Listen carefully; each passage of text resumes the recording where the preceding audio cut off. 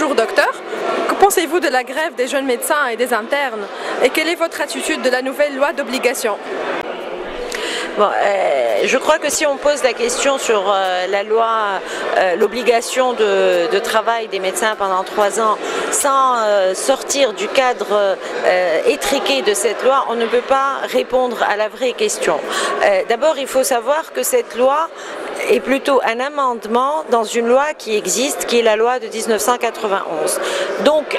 et c'est une loi qui est appelée à être modifiée en totalité, parce que c'est une loi qui date maintenant de 23 ans. C'est une loi qui ne répond plus aux réalités de l'exercice médical en Tunisie. Donc, apporter un amendement dans une loi qui elle-même ne répond plus aux besoins du secteur de la santé est en soi une aberration. La deuxième chose qui est fondamentale, c'est que la question, ce n'est pas uniquement l'obligation du travail des médecins dans les structures de santé. Il faut bien dire que c'est une loi qui parle de l'obligation de travail dans les structures de santé et non pas dans les hôpitaux de l'intérieur.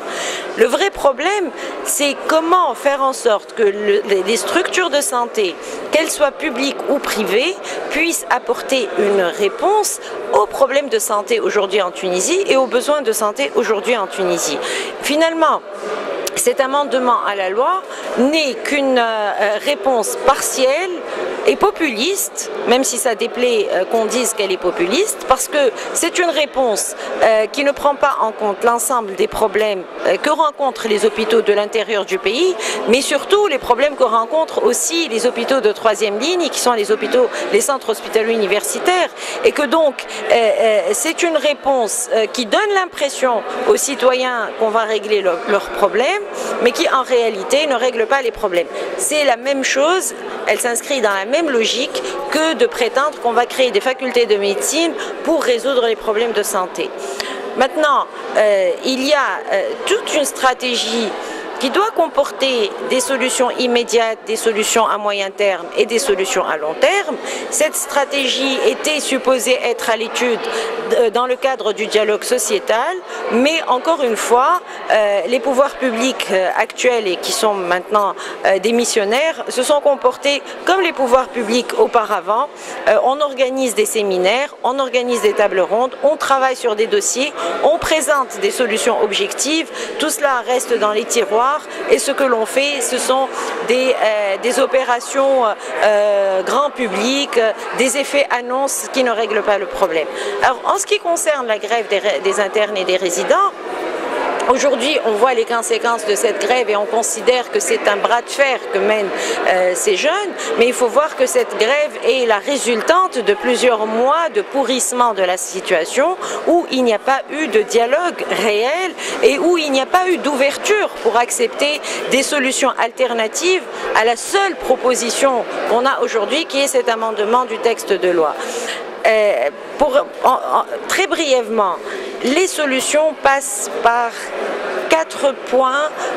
qu'on peut développer. Le premier point, c'est inévitablement la mise à niveau des hôpitaux universitaires qui sont d'une part les hôpitaux de 3e ligne, donc qui sont les hôpitaux de référence sur la grosse pathologie, mais qui sont surtout les centres de formation et de recherche qui forment les futurs médecins et qui sont